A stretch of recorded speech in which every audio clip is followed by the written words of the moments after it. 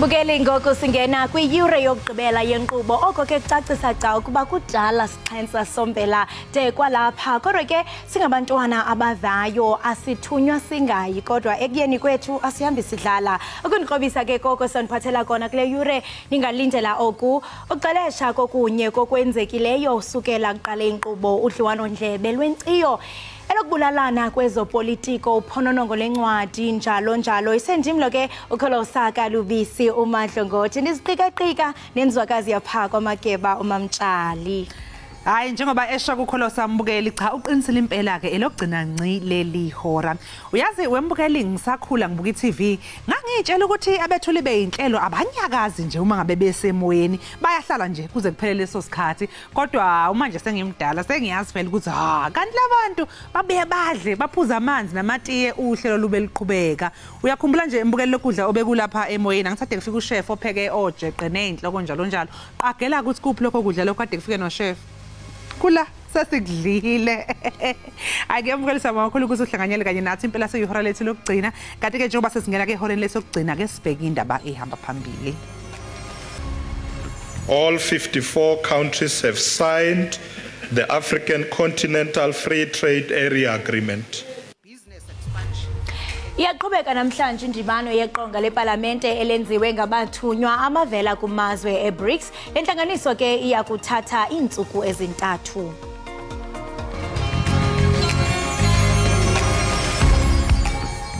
Hallelujah linamandla kamali kaJesu. Sanibonani babukele emakhaya igama lami uSibubhana the gospel dude ngila Ekhaya Jikelele. Keep watching Ekhaya Jikelele siniphathele kumnandi umdlalo neindaba na yonke into oyithandayo. God bless you.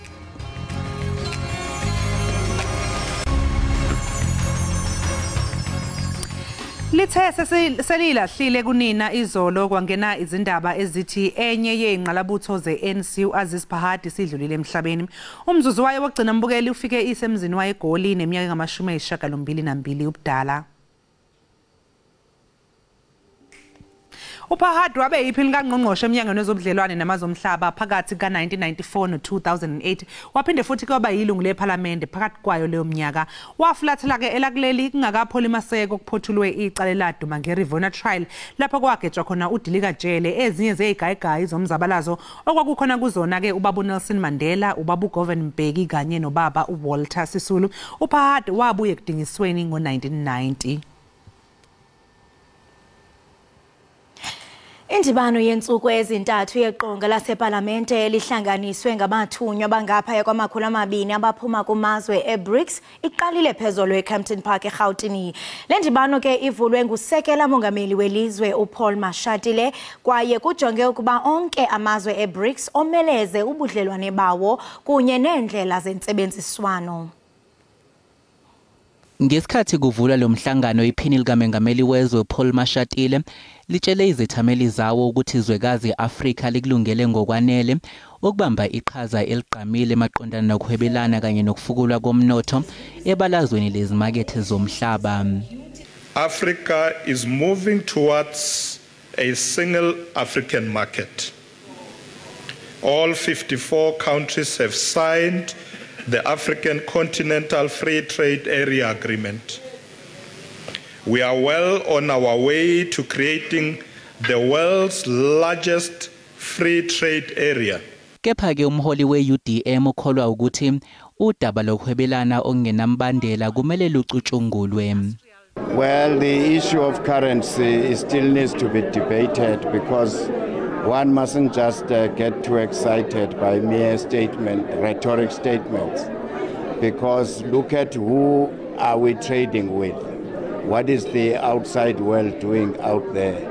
Kusenjalo elinye lamalungu amasha enhlanganweni yeBRICS nokwi-United Arab Emirates lithemba ukuthi lizoba nomthelela omuhle kulenhlangano. We see that by joining BRICS there is great value that we can add when it comes to playing a role where we promote the issue of peace, the issue of coexistence, and the issue of understanding the role and accepting that each community and society and nation should enjoy that prosperity.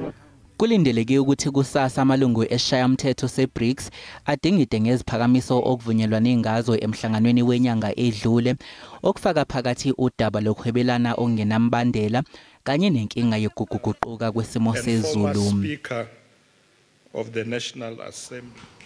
Ukuqinisa ubudlelwano nokulandelela ukusebenza kweinhloko zembuso emazweni e-BRICS ngenye yezinto eyiseqhulwini engqungqutheleni yesishagalolunye yosomlomo emaphalamende emazweni e-BRICS. Le ngqungquthela ke mbukeli iqale izolo ihleli lapha ya e-Empress Palace eGoli.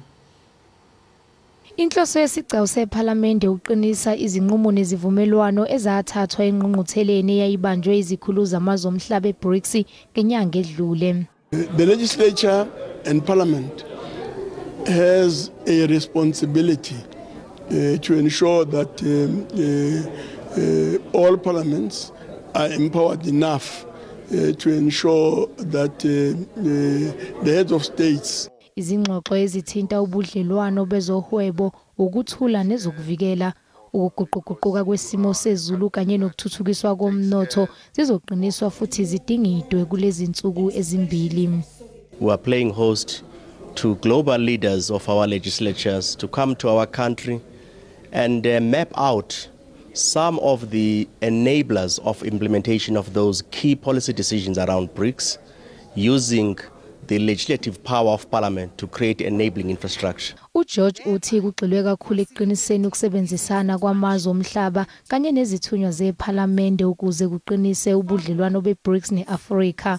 Amalungu ephalamende kanye namalungu avele emaqenjini ahlukene zombusazwe ahambelele ingqungquthela. This paradigm political shift which is currently at play insofar as the growth of BRICS is concerned does require closer inspection to ensure that whatever is happening is above board, legitimate, and so parliaments need to strengthen their own internal mechanism. It's a progressive platform which must be encouraged because in the original conceptualization of BRICS, it must not just be government-to-government relations. It must be people-to-people relations, parliament-to-parliament. There must be many other activities as well that are promoted.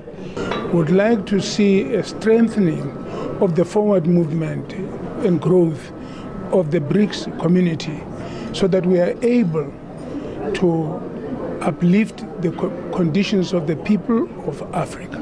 Mase kuphothulwe konke kwavunyelwana kuzocikicwa isivumelwano esibhalwe phansi. Abahlali belokishi yaseLamontville kumazantsi weTheku abambisani nokuvalwa kweposi kule ndawo. Esisigqibo ke sibangele ukuba abahlali bakhuphe imbalelwano yokuvulwa kweposi nanjengoko iza kuchaphazela kakhulu abantu abadala abadla umhlala phansi. Umnyango wezezimali kuzwelonke udalula ukuthi isimo sezimali se-South African Post Office siyaqhubeka nokuba sibi nakulonyaka. Ungqongqoshe wezokuxhumana uMondli Gungubele uthe amagatsha angama-318 asevaliwe ezweni lonke kusuka ngomhla ka-1 kuMbasa ngo-2020 kuze kube umhla ka-5 kuNhlaba kulonyaka. Iningi labahlomula izibonelelo lisebenzisa iposi ukuhola isibonelelo. Izinkinga iposi elibhekene nazo ziholele ekutheni abantu abahola isibonelelo sikahulumeni abangaphezulu kwezinkulungwane ezinhlanu bangayitholi imali yabo ngenxa yezinkinga zobuchwepheshe. Kwathiwa iyandiza emoyeni ngaya kasasa kwathiwa ikhona imali eposini banganginikeza kwaku-April. Kwawu-April, kwawu-May, kwawu-June, kazohlala ngoJuly imali yami. Izakhamizi zikhathazekile ngokuthi ukuvalwa kweposi kule ndawo kuzoba nomthelela omubi kwabahola impesheni. Siqhubeka iposi kepha ke ngoba siyazi ukuthi amahemhem ayasho ukuthi ayaphela amaposi sizwa ngabo laba abaholela bakaSASSA. Ake sibonele abasibonele indlela ezobalula kwabantu abadala. USASSA weluleke abahola impesheni ukuthi basebenzise ezinye izindlela zokuhola. Sikumkhankaso okwazisa abantu bakithi ukuthi banelungelo yokuyishintsha indlela abayithola ngayo imali mekukuthi ke kunomuntu ofuna ukuyishintsha indlela ayithola ngayo le mali yesibonelelo. Estatimendeni uhlangothi lwabatakuli bebhizinisi eposini bathi iposi lafaka ngaphansi kwabatakuli ibusiness rescue ngenxa yokuthi banezinkinga zemali. Ngingonhlakane Phumagwaza ezindabeni ze-SABC eThekwini.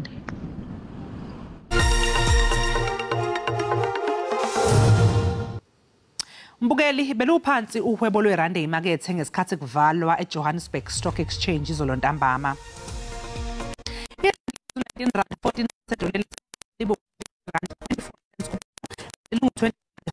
cents ku-euro, iPula laseBotswana libizwa R39. IJS ivale inkomba yezabelo iphansi izolo kusihlwa. Igolide libiza $1,884 i-ounce, iplatinum libiza $8,904 i-ounce, uwelo ngahluziwe ubiza $96.07 umphongolo. Okwamanje ke mbukele ke siphosa amehlo ke sibone ukuthi kumi kanjani ke kusimo sezulu.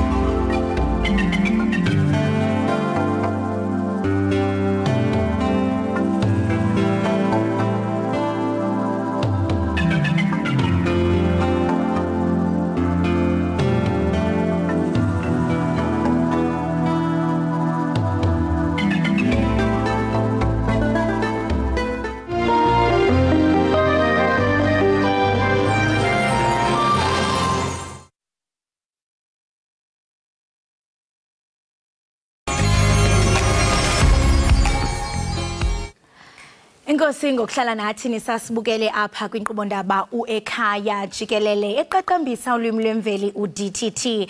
Bukeli linyaniso elithi ubomi busithatha ngendlela ezahlukeneyo kwaye ke amathamsanqa wabantu awafani kwaye imfuzo iyagqithiswa. Imvumi ke edume ngomculo womzabalazo uBlondie Makhene usakhunjulwa kakhulu ngabantu abaninzi kwaye nentombi yakhe uLitoya Makhene wangena ke kwintsimi kayise elishishini lokuzonwabisa xebe. Sinayike namhlanje kwizindlu zethu zosasazo sele khona ungqangile nomoya uyavuma. Thokoza. Thokoza gogo. We meet again. We meet again. How? This is a journey of alignment. It's like literally like twice in a week, right? Hayi, bavumile. Abadala bavumile xa bavumile, bavumile. Hayi masithokoze gogo. Awusiyabona. Yabona ukuthi sinxibe no red. Bona. Asixelela nanga. Siyafana, and the last time we ne-coordinator. Uyakhumbula? Hayi mabathethe. Hayi mabakhuluma. Gogo kuluvuyo nochulumanco into okubana usindwendwele kwinkqubo yethu iEkhaya Jikelele. Ndiyafuna into okubana ngaphambi kokuba sihlabele mgama nodliwano ndlebe uke usabelene nathi kuba siyakwazi pha ku generations abantu abaninzi bakwazi pha bayakuthanda ngenene nangenyaniso. Gogo, erike go stop hanyane ne. Wabona isiXhosa? I know. Some like I'm shapadizi. So either utlompuisa ka siZulu, ulahlisa iZulu kapa utlompuisa ka Sotho. Hayi bakanti abadala basiva isiXhosa. Awahle.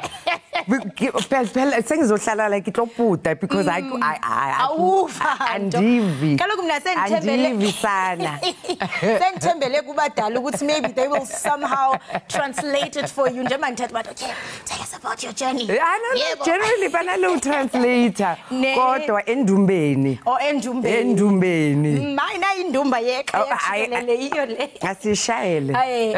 So Gogo, I was sharing that, I mean, we know you from generations and you have won hearts of many South Africans. And you know, just before we proceed with this conversation, can you tell us a bit about your journey into the limelight? Into the limelight. Ngiqale ngisasemncane nekilingwanole who would literally tag onto my father and say ngifuna ukucula angafuni ngoba bekafuna ukuthi abantwana bakhe baba ma doctor ama lawyer singangeni kule industry ngoba le industry inokuba rough.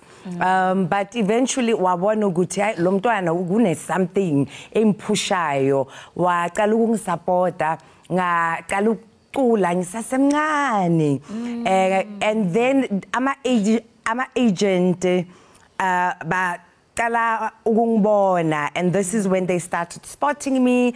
Baqala abazali bami ukuthi bangilethe kuma agency, maybe ngingasebenza or something, and that's how I started getting into commercials. Ngaqala ukwenza ama commercials, and then they started taking things a little further and started sending ama script for presenting ngawathola lama job, and slowly but surely I started realizing ukuthi maybe I enjoy acting because bengenza drama esikoleni.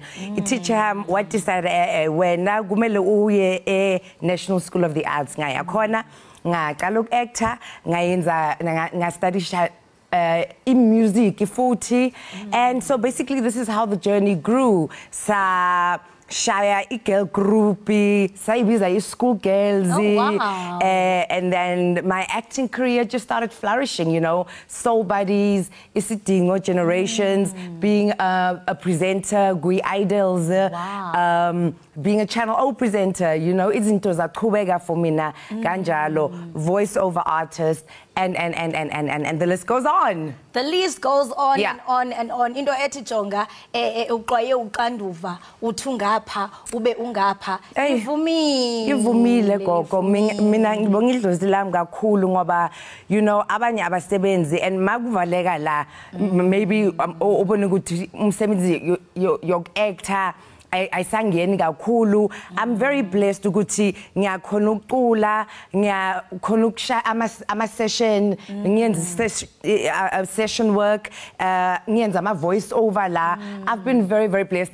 Ngisebenze emsamon wam. It's just a blessing to be able to have so many gifts that I'm able to carry and to work with. Yes, and I mean those gifts are not only for you, but these are the gifts as philisa nabanye abantu. Kakhulu. Ngaphambi kokuba sihlabele igama esingene kulonto, and njengoko you were sharing your journey into getting to the limelight, wangena phako generations uthindi. Hey uGaddafi sokolisile mandiyithethe lonto. Sathi sajongile hey sibona into engathi into kubana yathi chichilili yadala icontroversy. Sabono mamlamo sathi hayi uchile kengoku. You know that story. Amper ngahenda in resignation ngathi yazi nisengiyangijwayela so limpa story sena because ke nangaka abantu bazongibukela e-TV bazothi hayi dala simbona uyaloya lo vele uthwele bathi kimi uzosebenza ngenyoka ngathi i-resignation thathani angisafuni yazi ngahlala ngedlozi la ngakhuluma ngabantwana bami ngathi bafuna ukuthi ngisebenze ngenyoka and ngiyasaba I'm not going to do it. And abantwana bami bathi oh that is so cute. You know, my first day going and meeting that snake ngahamba ngabantwana bami and they were the first ones who went oh cute. So it was a real snake, not mhlawumbe. They didn't want to do special effects. They didn't want to. I was working with a real snake. Gogo, I know. If I didn't realize brave, I don't think I ever was going to realize I'm brave. Kuba kaloku ezanyoka ziphelela emathongweni so ngoku xa uzoyibona live lalela ngayibamba ngakhuluma. I actually even decided maybe the thing to do is, because remember siphila ngomoya thina abantu, but hayi thina kuphela, your trees, the earth, your animals, everything, there's a spirit in everything. This is when I decided to channel idlozi lam ngathi yazi kitlo introducer konogeng ena ngathi kena muthu ososo kena le Tamakene bafuna ukuthi sisebenza sonke and ngicela ukuthi umoya wakho ungangithusi nami ngingakuthusi ngicela sisebenze kahle ngaqala ukusebenza ngale lonyoka ungabelieve yo and peacefully so peacefully no more fear no fear and ayithanda lento itsho into kubana uqale wacamakusha wabacela into bana ngoku ndingena kwelinqanaba lobomi njengobusisho into bana sixhumene nendalo and I mean the whole purpose is for us to match our nature with nature.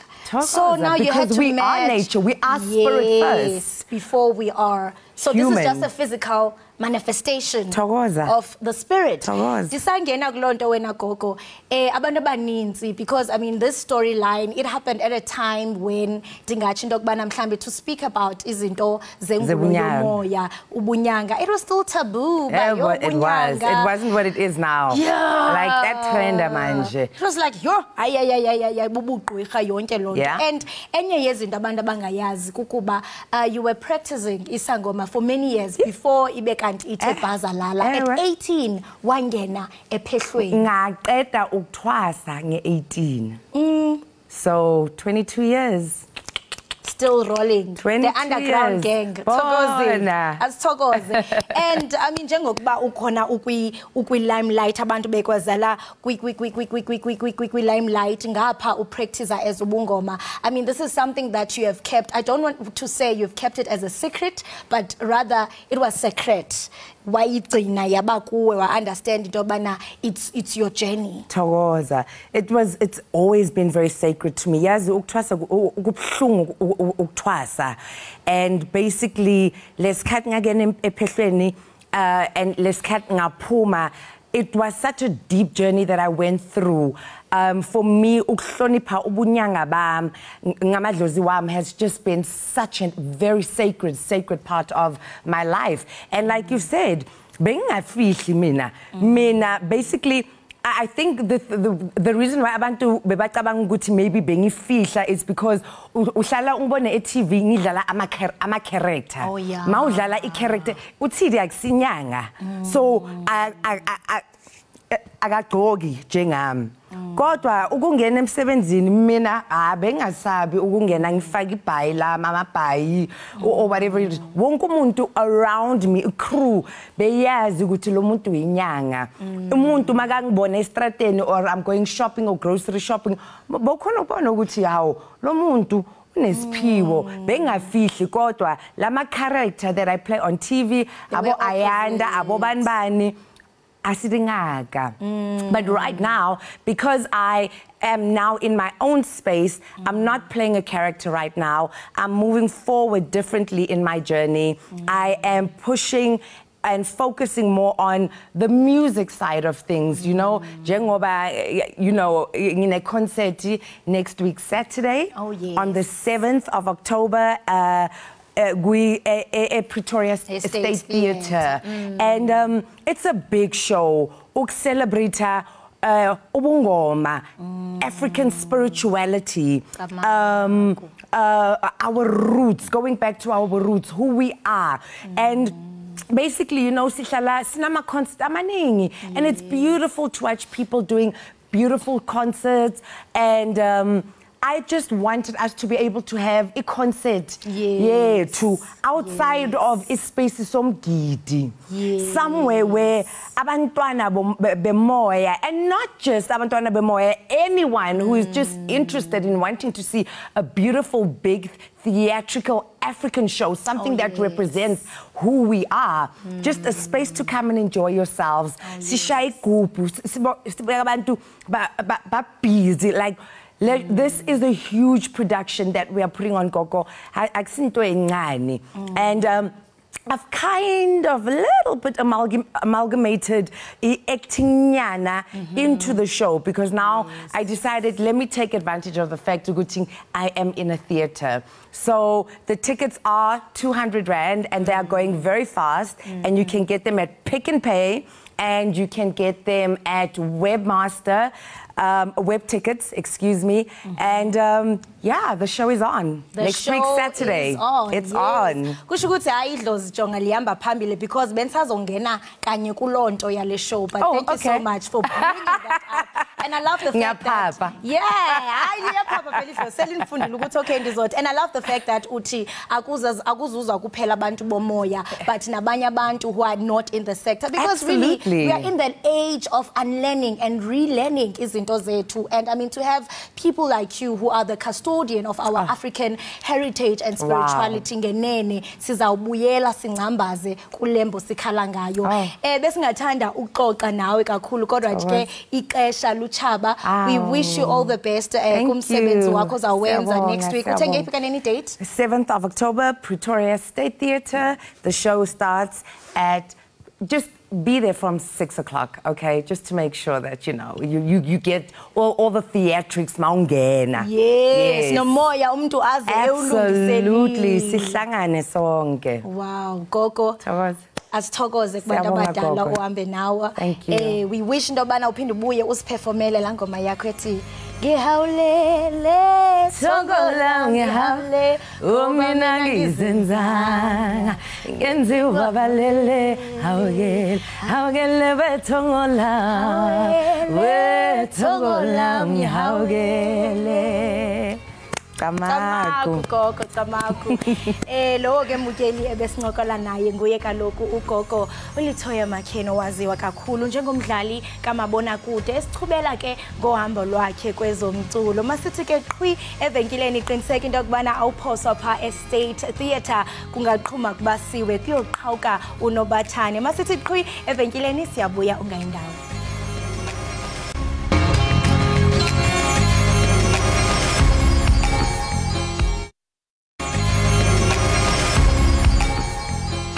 Siphinda ngesikwamukele embukeli wekhaya Jikelele. Sibonga kakhulu ngokuthi ke uhlanganyele kanye nathi lapha ku DTT.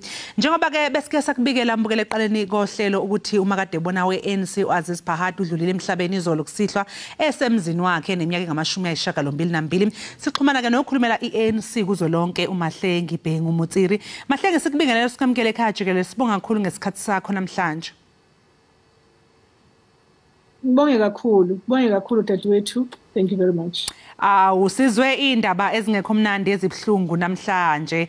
Ngabe nizamukele kanjani indaba zokudlula emhlabeni kaPhahadi njengeqembu nje ningaphawula nithini? Well, ukushaqeka more than anything because ngisho wazi ukuthi ubaba uPhahadi begula usegulile. But mayifika indaba kubilula ukuthi ukwazi uaccepta lokho nje ngaleyo ndlela. So siyakhalisana kakhulu nomndeni, sikhalisana kakhulu futhi namalunga kaANC ngoba njoba usho uma kade bona womzabalazo wokukhululeka komuntu ikakhulukazi umuntu omnyama. So lezi indaba zifike nje zasishaqa futhi namanje I think sisephukile imimoya kodwa esikwaziyo ukuthi igalelo lakhe akumele likhohlwe, kumele kube khona indlela esiyomkhumbula ngazo nezenzo kumele sizenze ukuphakamisa nokuqhakambisa leli galelo lakhe ikakhulukazi kulomkhakha walento siyibiza ngeInternational Relations.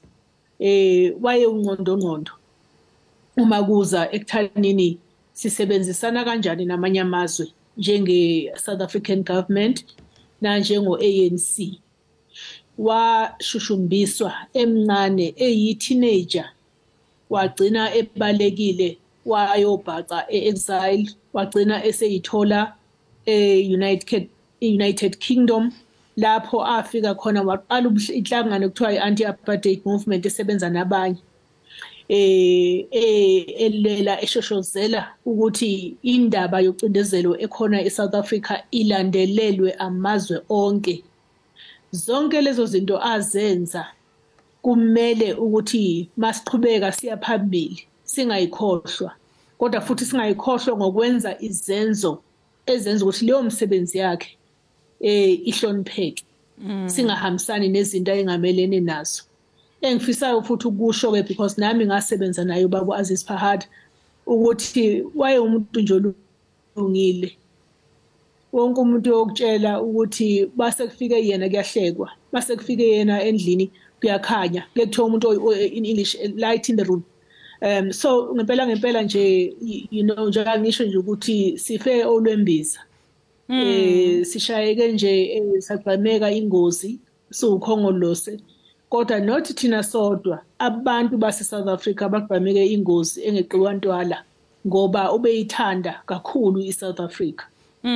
Njengoba usho Mahlengi ukuthi amagalelo akhe impela bebonakala ke lapha eningizimu Afrika. Mhlawumbe njengoba futhi usho nawe ukuthi ke uke wasebenza kakhulu naye bethi mekufika sekuyahlekwa kube mnandi bangabe khona umuntu olungile. Ikuphi nje ongathi ukufunde kuye futhi ongathi ungaqhubekela phambili nokuthi abanye abaholi mhlawumbe abakhona njengamanje bakusebenzise ekutheni babe abaholi abadingwa umphakathi futhi abaqotho?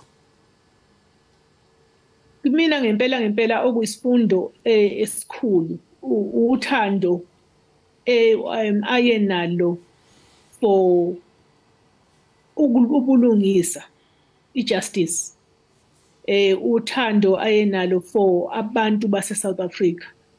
And angikhulumi ngamalunga kaKhongolose. Ubaba Aziz waye emphasize ukuthi uKhongolose wasungulelwa ukuthi ulungise isimo somuntu ocindezelwe. Uthando lwethu suKhongolose kufanele kube uthando lokuthanda abantu base South Africa ngongazenzisisi. Ngicabanga ukuthi lokho isifundo esikhulu kwedlula zonke izifundo ukuthi lento lena nje mase sithi sikupolitiki kufanele sazi ukuthi ipolitiki imeleni. Ipolitiki imele ukuthi uthande abantu base South Africa, abantu becountry yethu. Mawubathanda uyakwazi ukuthi ubaseve kahle, ubhekelele idingo zabo. Makuneyikhalazo uattende to ikhalazo zabo. Kumina isona sithombe leso sabaholi abafana naye esohlala sikhona kumina futhi ngiyozama ukuthi engikwenzayo kube izinto ehamba kulowo mgudu uthanda abantu. Ngoba awukwazi ukuthi abantu ungabasebhekelela idingo zabo ungabathandi. Uba committed ukuthi useve abantu.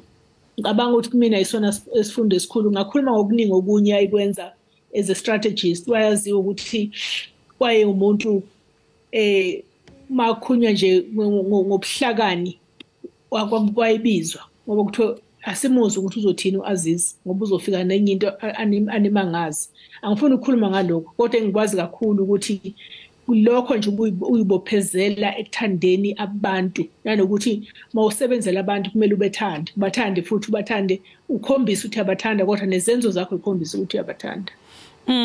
Manje Mahlengi yini nina njenge-ANC mhlawumbe kulokho kuphawulayo ukuthi ukhuluma ngothando lwabantu kanye nokunikeza abantu idingo nqangi imiphakathi eyidingayo, ungathi mhlawumbe iqembu le-ANC liyakwenza lokho ukuthi ke limithane nama demands nama needs omphakathi, kanti futhi mangabe ukuthi niyakwenza nibona ukuthi lokho mhlawumbe kungaqinisekisa yini ukuthi ke iqembu le-ANC alishabalali? Ngiyacabanga ukuthi kuningi ANC kumele ifunde kubaba uAziz Fahad. Ngiyacabanga futhi ukuthi baningi abaholi baka-ANC abakufunda abakwenzayo lokho. Kodwa ngiyasho ukuthi inselelo esinayo ukuthi wonke umuntu oseqenjini akwazi uku-understanda leyo mandate. I-ANC ayizokushabalala uyohlala ikhona. Siphezu kwale project esiyibiza nge-organizational renewal, iqinisa inhlaka ka-ANC, uqinisa imigomo ka-ANC ukuthi yalandelwa nabo wonke umuntu ongene kwa-ANC, ukulwisana ne-corruption.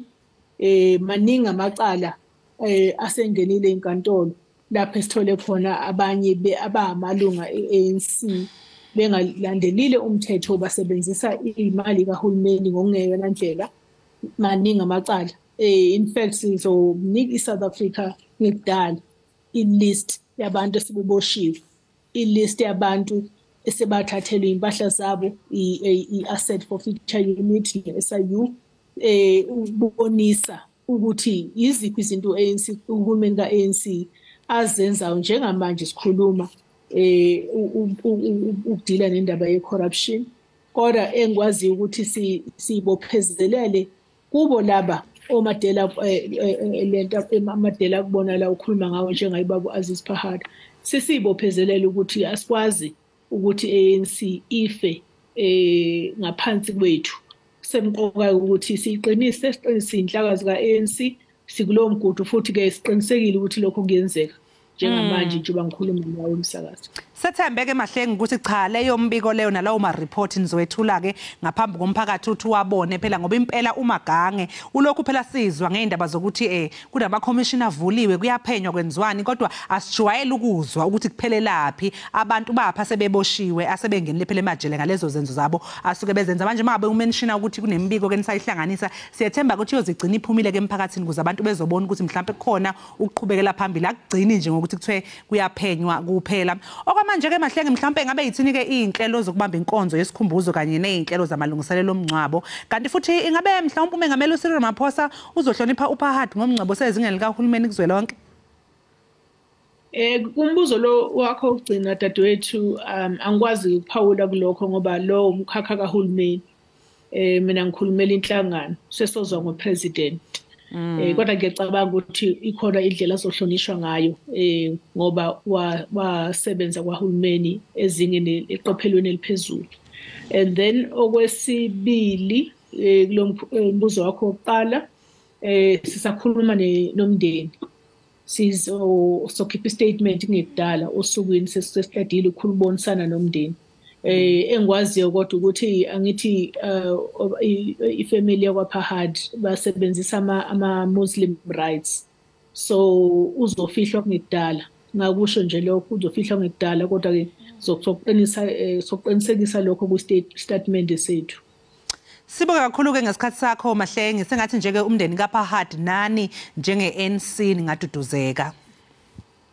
Siyabonga kakhulu, siyabonga dadewethu. Mbukeli besixoxisana noMahlengi Bhengu Mutsiro okhulumela iANC kuzolonke emalungana nokwedlula emhlabeni kwesishoshovu seANC uAziz Pahad obese neminyaka engama-82 ubudala. Manje mbukeli ke siqu $8 sokufa komsizwa.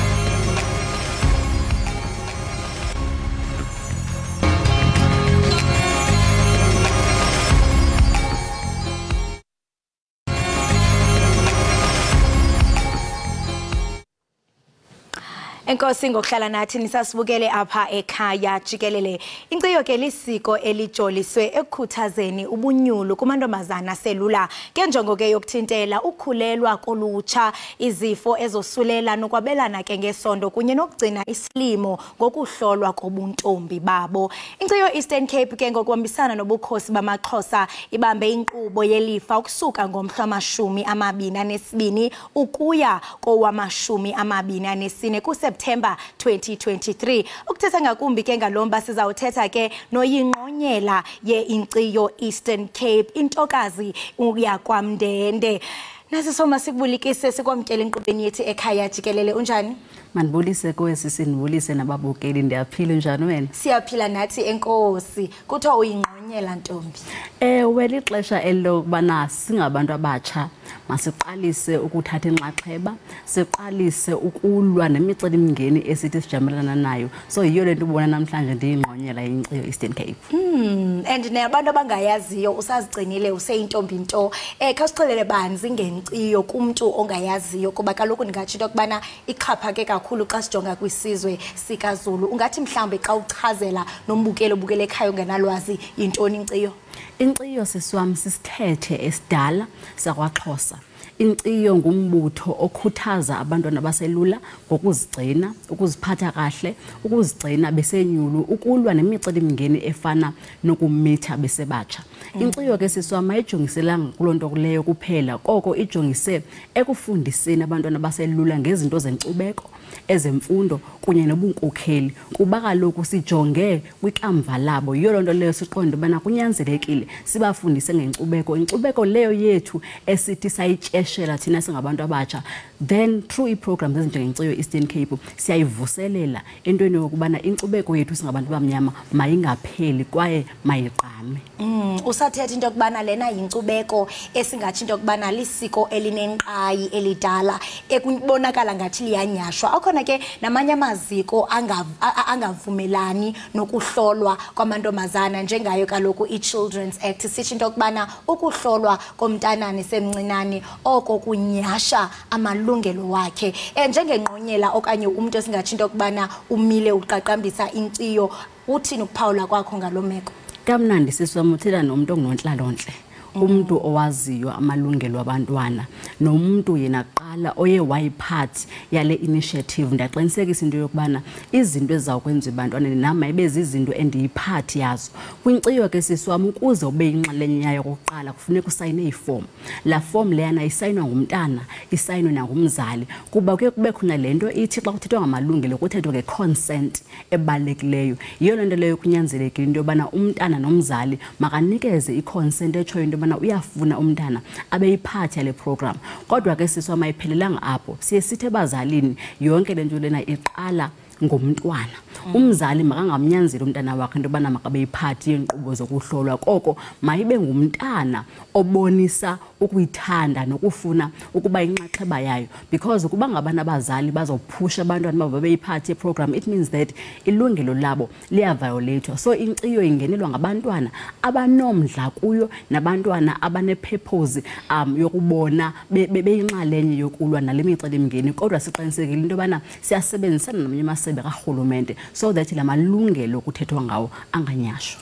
Amalungelo anganyashwa. Usathetha njalo sentsho ngoku sikwelinye ixesha kuthiwa lixesha le-21st century apho mhlawumbe njengoko nikhona nisezilalini niququzela abantwana into yokubana baziphathe kakuhle. Kodwa ke khona bazothi hayi ngoko ukuziphatha kakuhle kuzawundibeka phi in the 21st century. Sentsho umuntu uzawuthi hayi akusafani nela xesha lakudala apho mhlawumbe umntwana oyintombi nto ebeliqhayiya nebhongo kuthiwe hayi jonga ugcine inkomo zoba womkhulu. Ingaba mhlambe kwiingxoxo zenu enibanazo nabantwana abangamantombazana nibethelela nisithini ingakumbi kweli xesha, because umntana ewe uzaba yi-part of inkciyo, kodwa ke xa iphuma mhlambe esikolweni nogxa bakhe bamhleke bamnyevulela uba hayi suka uzigcinele for ntoni because kuyafana mos.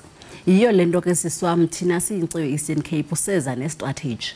Istrategy esithi ukukhuthaza ukuzigcina kwabantwana mayingabi yonto eyenziwa ngokuba kusekube kwinyanga ye-heritage.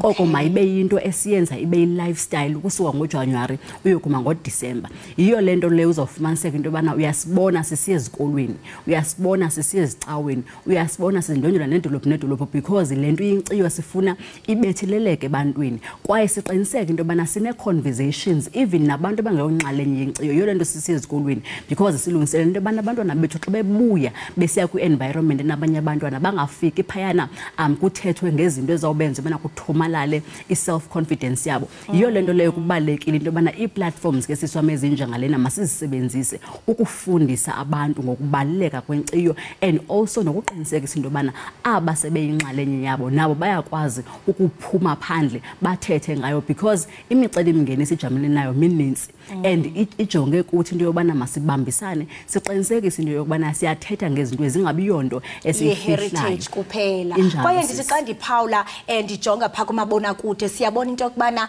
abantu abayinxalenye yale misitho ninayo yenkciyo ayikokuphela amantombazana kodwa siyabona namadodana asekhulayo akhona kuba kwixesha elininzi uyafumanisa into yokubana kuhlaliswa phansi amantombazana axelelwe ngokuziphatha, kodwa abo bantu mhlambe abazawuthi xa kufike ixesha ubana batshate okanye babe kubudlelwane ngamadoda. Ingaba kubafana basakhulayo yintoni eni-instilayo?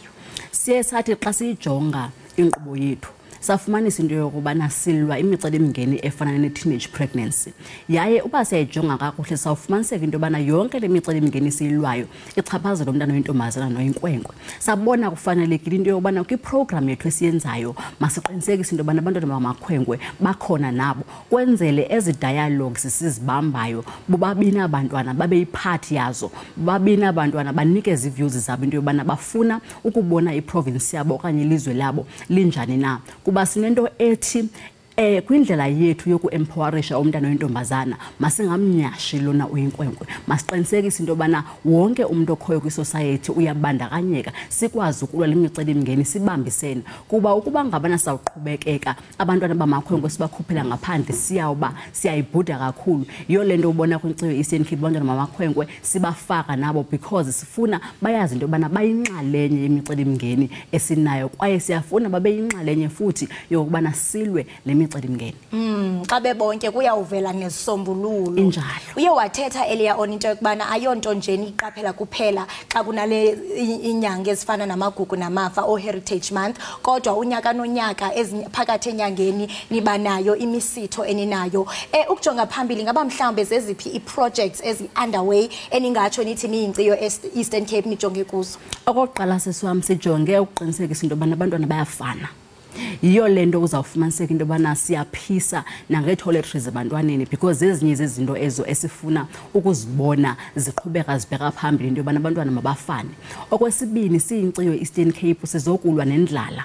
Yiyo le nto uzawufumaniseka into yobana sine-camps ngoDisemba abantwana sibafundisa ukuhlohla intsimbi, sibafundisa imizobo, sibafundisa nokucula kuba sifuna uqinisekisa into yobana iitalente zabo ziyaphuhla.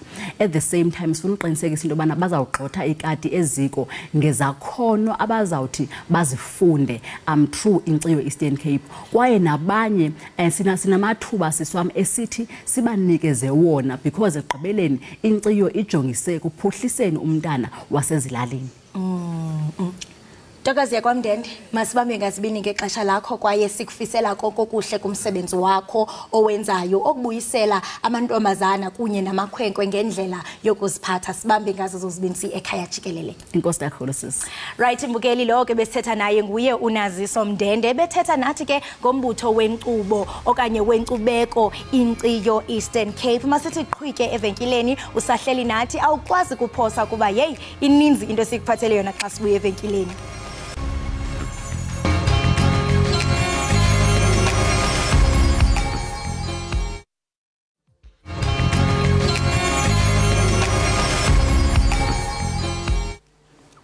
Hake mbukeli ziphela lapho ke ebesiniphathele zona namhlanje lapha ekhaya Jikelele. Sibonga kakhulu ngokusinihlanganyele kanye nathi. Siyabuya futhi kusasa ngesikhathi esifanayo. Awuxoki xa utsho njalo. Kwaye ke mbukeli njengoko sinishiya asinishi nodwa. Ulithoya unqangile sithi ngihawukele thongo lam.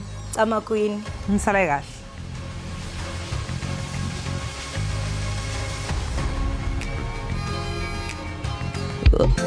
Yebo.